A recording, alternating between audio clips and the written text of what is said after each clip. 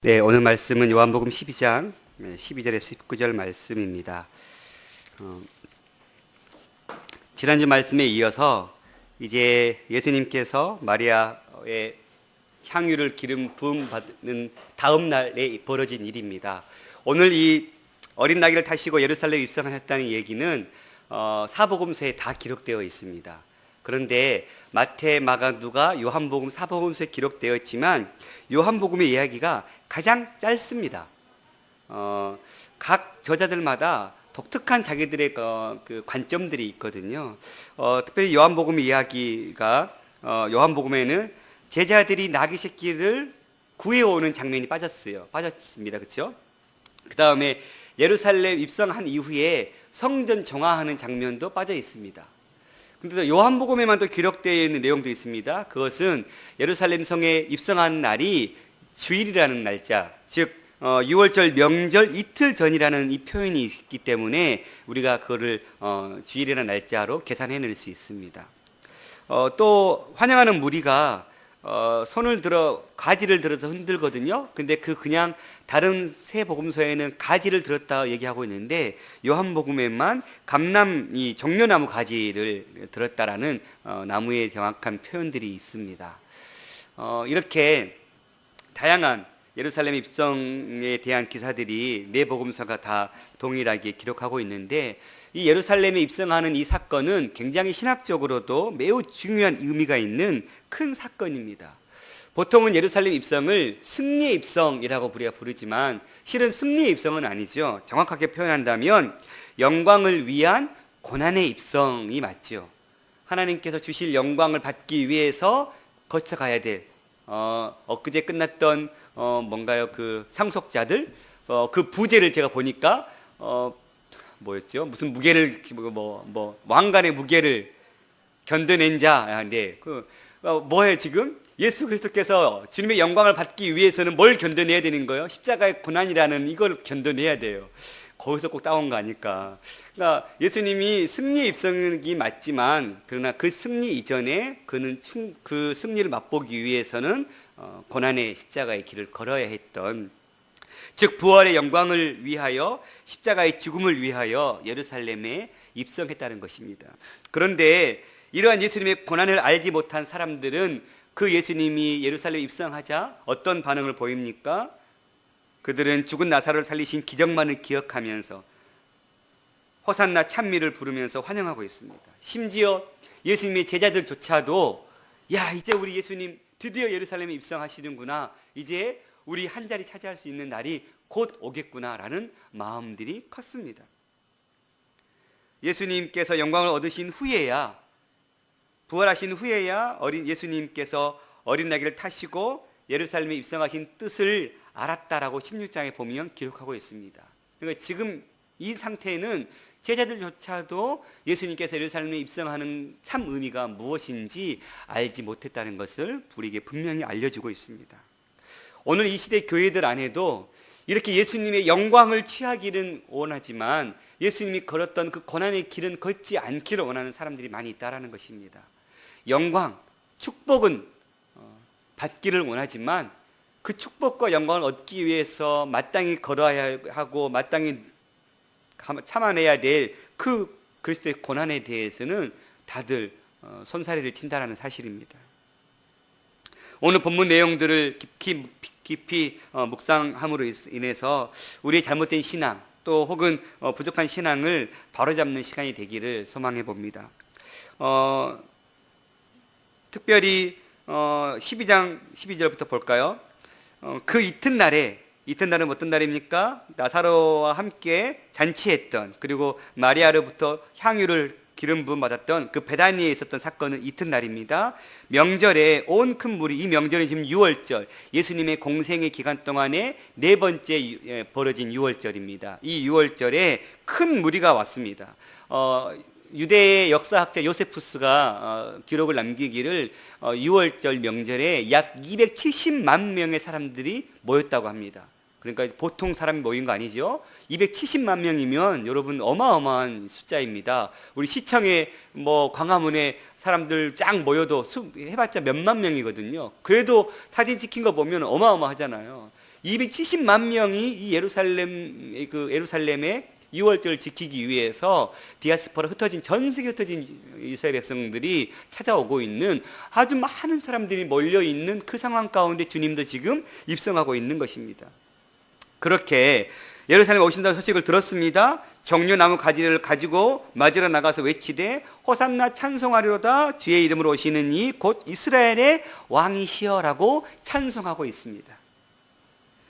호산나라는 말은 지금 우리를 구원하소서라는 아람어입니다. 주여 우리를 구원하소서, 지금 우리를 구원하소서. 호산나를 외쳤습니다. 그런데 그 뒤에 붙은 따라온 말이 있지요. 뭐가 있습니까? 이스라엘의 왕이시여, 주의 이름으로 오시는 이 곧 이스라엘의 왕이시여 우리를 구원하소서, 건져내소서. 어떤 말입니까? 우리를 로마의 압제로부터 정치적인 해방을 부어주옵소서. 우리를 이 고난의 이 터널에서 이제는 좀 빠져나오게 자유를 허락해 주소서. 이러한 자신들의 어떤 목적과 소원이 이 말씀 속에 담겨져 있습니다. 이렇게 이 시편의 이 고백은 시편 118편에 나오는 다윗의 고백입니다. 다윗도 버림받았지만 주 예수 그리스도 이름으로 오시는 그리스도를 통해서 구원 받으실 것을 믿었습니다. 그 시편 118편의 말씀들이 인용되고 있는 것이지요.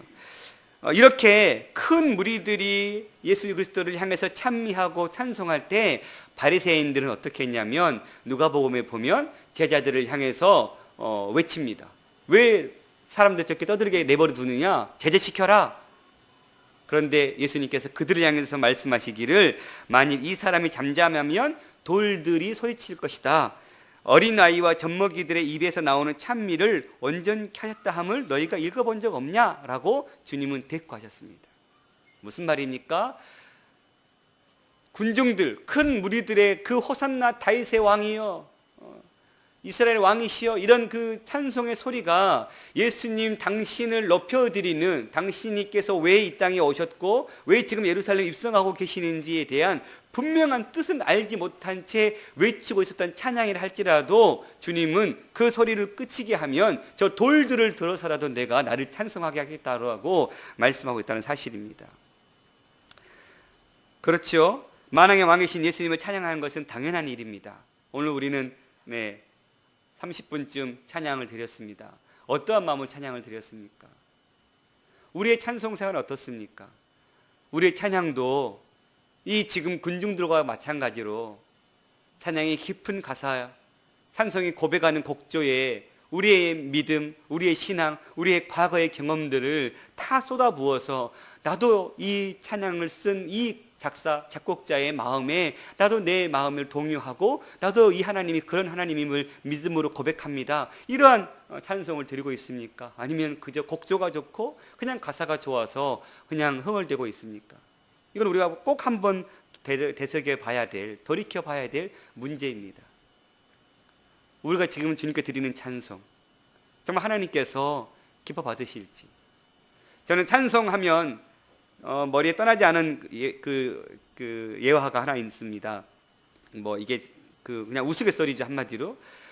사단이 주님을 찬송할 때 가장 사단의 마을에 비상벨이 크게 울린다고 합니다.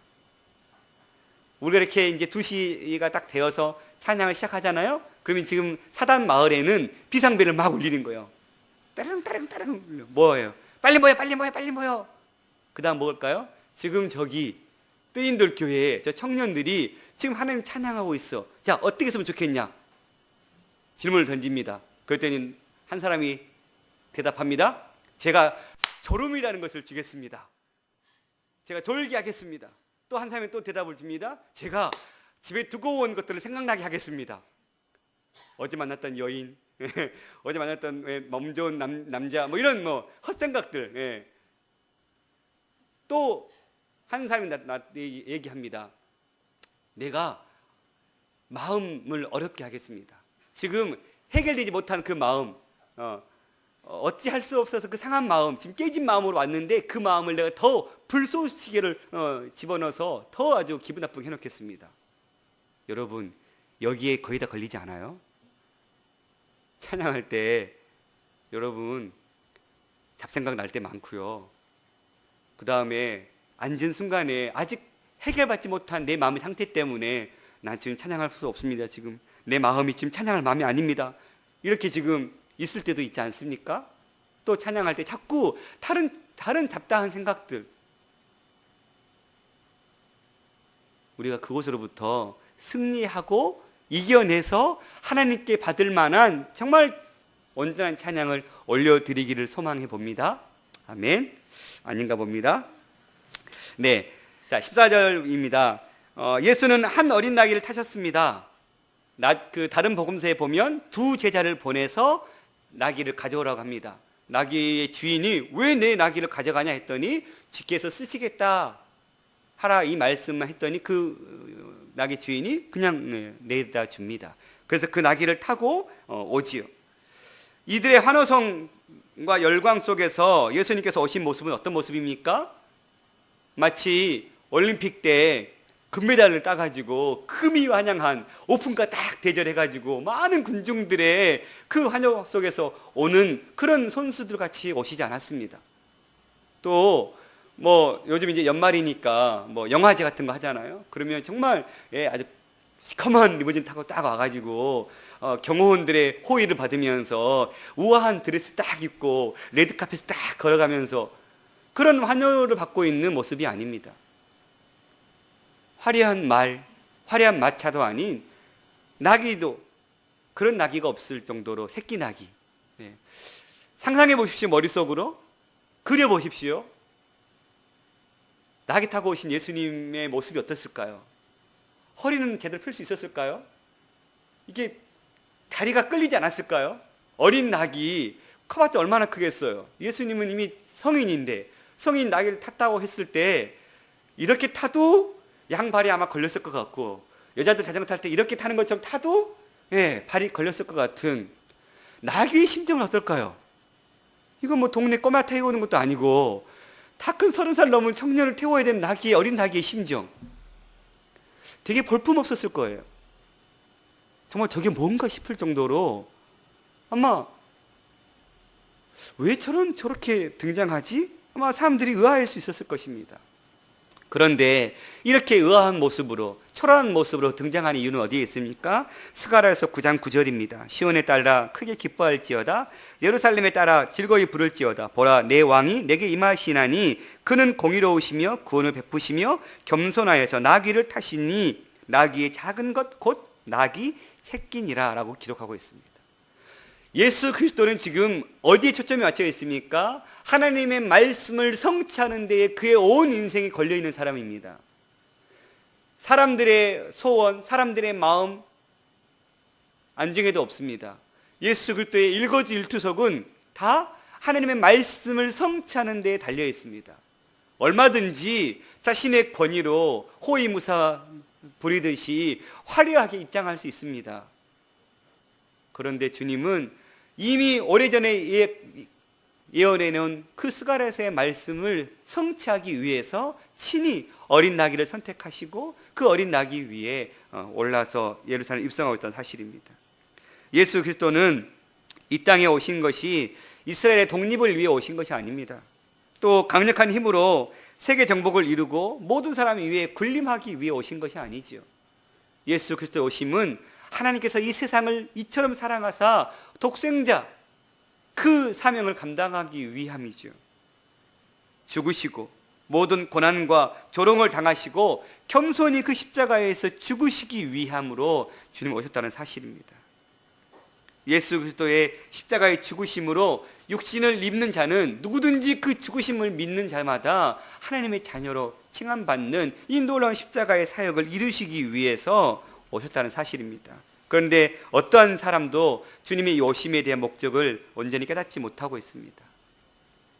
또한 예수님께서 그렇게 나귀에 타서 예루살렘에 입성할 때에 예수님을 죽이려 했던 수많은 바리새인들을 비롯한 서기관들 어떻게 했을까요? 정치적인 위협을 느낀 또 로마는 어떻게 했을까요? 로마는 새로운 이스라엘 왕이 태어났다는 말을 듣고 아마도 정치적인 입장을 고수하기 위해서 군대를 파견해서 예수님을 죽일 수 있었습니다. 또 바리새인들은 신성모독 명분을 얻어서 얼마든지 예수 그리스도를 율법에 의해서 죽일 수도 있었습니다. 이 모든 사실을 알면서도 주님은 그 죽음을 각오하고 지금 예루살렘 입성을 하고 있다는 사실입니다. 예수님은 죽음을 통하여 진정한 왕이 되심을 알았습니다.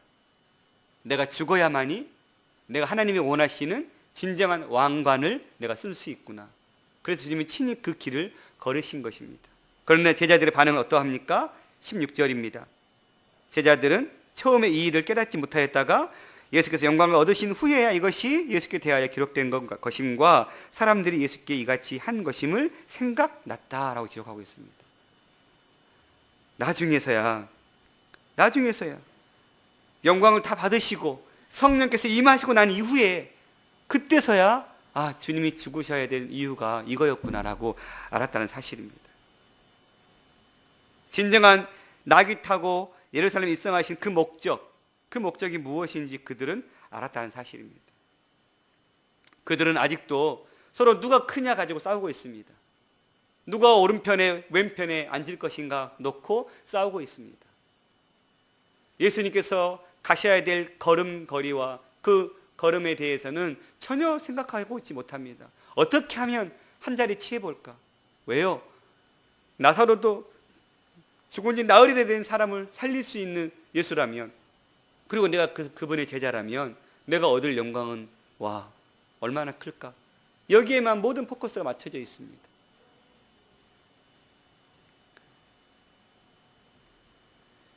예수님이 부활 승천하여서 왕이 된 후에야 겸손의 의미를 그들은 알았습니다. 예수님은 바람과 불꽃을 타고 올 수 있는 분이시지요. 왜요? 바람을 꾸짖으시고 파도를 꾸짖으시는 분이 얼마든지 손오공처럼 구름 타고 입성하면 얼마나 그럴싸 살겠어요. 이건 아마 앞으로 우리가 보게 될 것이지만 살아생전에 오신다며 구름 타고 오실 주님, 그렇게 자연 만물을 통해서도 주님 입성하셨을 그분이 모든 권리를 포기하셨습니다. 그리고 오직 하나님만이 모든 왕의 영광을 받으시게 하셨습니다. 그렇다면 제자들뿐만 아니라 예루살렘 입성을 환영하고 있는 다른 사람들의 형편은 어떻습니까? 17절, 18절 나사로를 무덤에 불러내어 죽은 자 가운데 살리실 때에 함께 있던 무리가 증언한지라 이에 무리가 예수를 맞음은 이 표적 행하심을 들음이었더라 라고 얘기하고 있습니다. 많은 사람들이 베다니에서, 예루살렘에서 약 3km 떨어진 베다니에서 일어난 일에 대해서 들었습니다. 그리고 죽은 사람을 살렸어? 그분이 예루살렘에 오신단 말이야? 그렇다면 내 문제도 해결할 수 있겠군. 내 고통도 해결할 수 있겠군. 내 아픔도 씻을 수 있겠군. 지금 모인 군중들은 나사로의 부활 소식, 나사로의 다시 살아난 소식을 듣고 난 이후에 마치 자기들의 문제를 다 안고 온 것처럼, 혹은 나사로 살리신 분이 어떤 분이신지 궁금함을 가지고 지금 몰려들었던 사실입니다. 그분께서 왜 오시는지에 대한 생각은 전혀 없습니다. 단지 나사로를 살린 분이라면 내 문제를 해결할 수 있을 거야. 내 아픔도 씻어낼 거야. 내 자녀 지금 죽어가고 있는데 내 자녀 또한 나사로처럼 살릴 수 있을 거야 라는 자기 문제를 해결하기 위함, 또 혹은 죽은 자를 살리셨던 그 기적의 주인공이 누군지를 알고자 하는 그런 기대감, 그거 외에는 아무것도 없습니다. 그들이 모여있는 이유는 이것뿐입니다. 그렇다면 예루살렘 입성을 환영한 사람들과 달리 바리새인들의 반응은 어떠합니까? 19절입니다. 바리새인들이 서로 말하되 볼지어다 너희 하는 일이 쓸데없다. 보라 온 세상이 그를 따르는도다 하니라. 바리새인들은 뭘 하고 있습니까? 서로 얘기하되 너희 하는 일이 쓸데없다. 보라 온 세상이 그를 따르는도다. 우리가 지금 핍박하고 우리가 지금 예수님을 죽이고자 하는데 우리를 제외한 모든 사람들은 다 뭐 한다는 거예요? 예수 그리스도 따르고 있다. 큰일 났다. 우리 자리 지금 위태롭다. 위험하다. 자신들의 지금 목숨만을 지금 붙들고 있다는 사실입니다. 답답한 마음만, 자기들의 군중들의 그 따랐던 마음들을 빼앗김에 대한 원통함만 지금 그들은 호소하고 있습니다.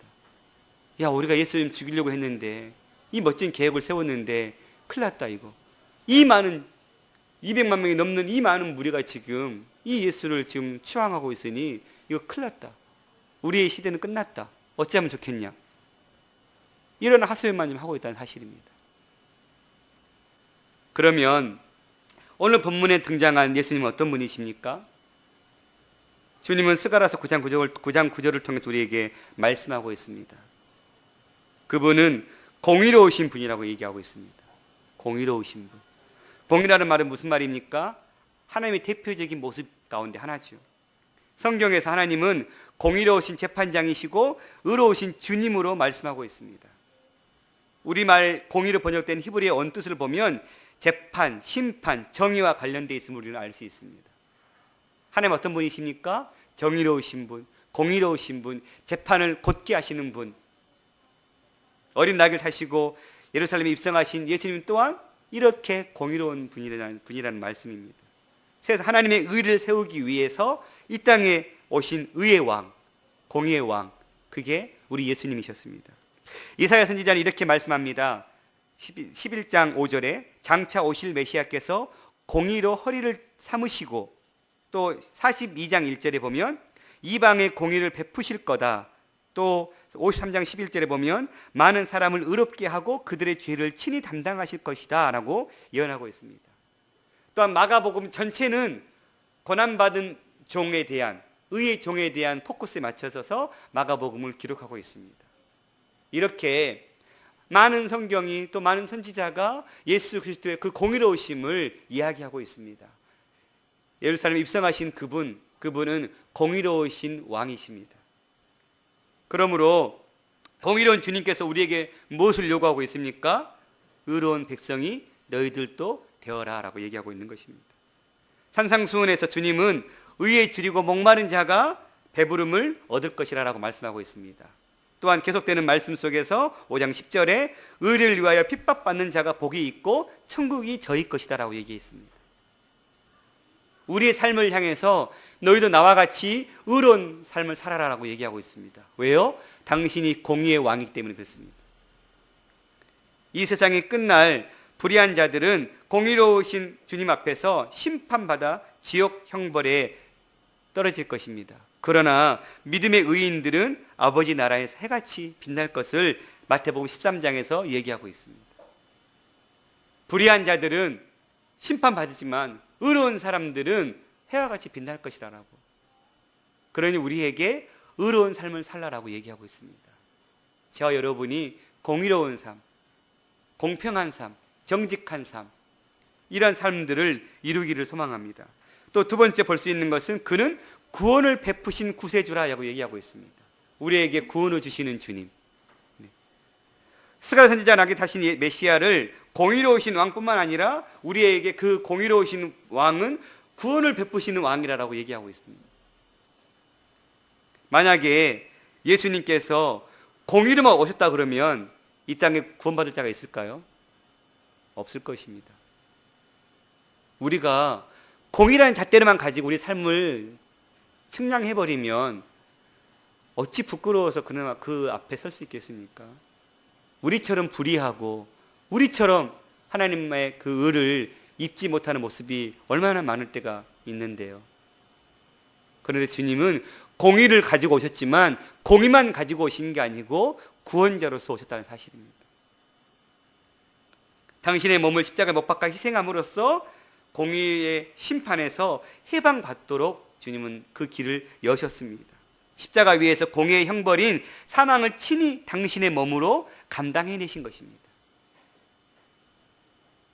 우리에게 돼야 될 잣대, 의로운 잣대를 당신께서 친히 대시고 생명 바쳐서 이 모든 문제를 해결해 주셨습니다. 우리가 주님 앞에 살아갈 때에 주님의 이 은혜로 말미암아 우리가 서는 것이죠. 이 엄청난 구속의 은혜로 말미암아 예수 그리스도의 보혈로 우리 모든 죄가 용서되었고 간과되어서 하나님 앞에서 죄인이 아닌 의인이라고 칭함받는 복을 우리가 누리게 된 것입니다. 우리가 암송하고 있는 말씀 로마 3장이죠. 모든 사람이 죄를 범하였음에 하나님의 영광에 이르지 못하였더니. 모든 사람이 다 죄를 범했습니다. 그리고 하나님의 영광에 이르지 못했습니다. 그런데 그 이후에요, 그리스도 예수 안에 있는 구속으로 말미암아 하나님의 은혜로 값없이 구원을 얻었다라고 표현하고 있습니다. 사랑하는 청년 여러분, 우리에게 예수 그리스도의 생명이 곧 우리에게 구원을 가져다 주는 참 생명임을 믿습니다. 그 구원의 은혜가 오늘도 우리의 삶 가운데 넘쳐나기를 소망합니다. 각박한 이 세상 속의 삶 속에서 이 구원을 주시는 이 주님의 은혜가 늘 차고 넘치는 이 십자가의 은혜가 날마다 샘솟는 삶이 되기를 소망합니다. 십자가를 생각해도 아무런 감흥이 없고, 십자가를 노래하는 찬송을 불러도 아무런 감흥이 없다면 지금 우리에게서 이 십자가가 지금 병들어 있는 것입니다. 내게 구원을 주시기 오신 이 십자가의 사랑이 지금 병들어 있는 것입니다. 십자가의 문제입니까? 아닙니다. 나의 문제지. 십자가를 바라보는 내 심령의 문제입니다. 마치 딱딱하게 굳어져 있는 돌과 같은 마음 아닙니까? 그렇다면 주님 말씀처럼 살과 같은 부드러운 마음 부어달라고 기도하십시오. 우리가 구할 것은 은혜밖에 없습니다. 주님, 내 이 강팍한 마음, 딱딱하게 굳어버린 이 마음을 살과같이 부드러운 마음을 부어주셔서 예수 그리스도의 십자가 앞에 다시금 감격의 눈물이 흘러지게 하시고, 그 십자가를 생각하면 그냥 감사 외에는 다른 어떤 말도 드릴 수 없는 그런 삶, 십자가의 은혜가 내 삶 가운데 넘쳐날 수 있도록 기도하시기를 바랍니다. 세 번째는 어떤 모습입니까? 겸손한 임금이십니다. 공의로우신 왕, 구원을 베푸시는 왕, 마지막은 그 공의로우시고 구원을 베푸시는 왕이라면 얼마든지 겸손하지 않고 오히려 권력을 가지고 행차할 수 있는 분이심에도 불구하고 그는 겸손이라는 단어로 오셨다는 사실입니다. 그분은 겸손하셔서 나귀를 타셨다. 그것도 어린 나귀를. 우리는 나귀가 어떤 짐승인지 알지요? 정말 볼품없지요? 제가 굳이 사진 안 띄워도 못생긴 얼굴에 귀만 커가지고 머리만 또 대두처럼 또 크고 몸도 하는 또 작고 발은 또 짧고, 이게 뭐 완전 말에 비하면 이처럼 초라한 모습은 없습니다. 거기다가 어린 나귀, 이건 뭐 말하지 않아도 아마 제가 당장 이 앞에 문을 열고 어린 나귀 타고 들어오면 여러분들 웃을 거예요. 와하하하하. 최소한 여러분이 꿈꾸고 있는 백마탄 왕자쯤 돼야 되는데 주님은 그러지 않으셨습니다. 말이 전쟁을 위한 짐승이라면 나귀는 평온한 시골 농가에 쓰이는 평화의 짐승입니다.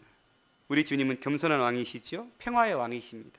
그래서 예수님 친히 말씀하셨습니다. 마태복음 11장에 나는 마음이 온유하고 겸손하니 나의 멍에를 메고 내게 와서 배우라.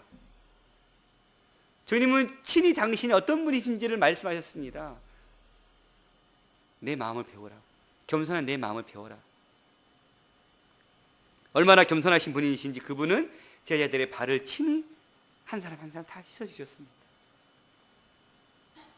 그뿐만입니까? 사랑한 자들을 위해서 눈물을 흘리신 주님이셨습니다. 또한 그분은 평생 머리 둘 곳 없이 사셨습니다. 누릴 수 있는 어떤 것도 다 있었음에도 불구하고 그는 자기 자신 몸 하나 가눌 곳 없는 그런 인생을 사셨다는 것입니다. 잠언에 교만은 패망의 선봉이나 겸손은 존귀의 앞잡이라고 얘기했습니다. 예루살렘 입성하신 주님을 본받아서 우리도 겸손의 삶을 살아가기를 소망합니다. 그것 때문에 신앙은 첫째도 겸손, 둘째도 겸손, 셋째도 겸손으로 단장해야 한다라고 많은 사람들이 강조하는 것 같습니다. 왜요? 겸손이 쉽지 않기 때문에. 겸손하기 쉽습니까? 어렵습니다. 제가 뭔가 하나 잘해놓으면 그거 하나 내가 했다고 얼마나 티를 내는지요. 우리 아내가 그런 저를 잘합니다. 제가 방을 치워도 꼭 저는 여보 내가 방 치웠어 이 얘기를 안 하면 입이 근질근질합니다. 내가 당신이 뭐 부탁한 거 했어 해서 뭐 해야 돼요? 항상 잘했어 뭔가를 이렇게 내가 한 거에 대한 보상을 자꾸 들어야 돼요. 못 알아주면 그렇게 서운하더라고요. 그래서 내가 맛있게 음식을 했어요.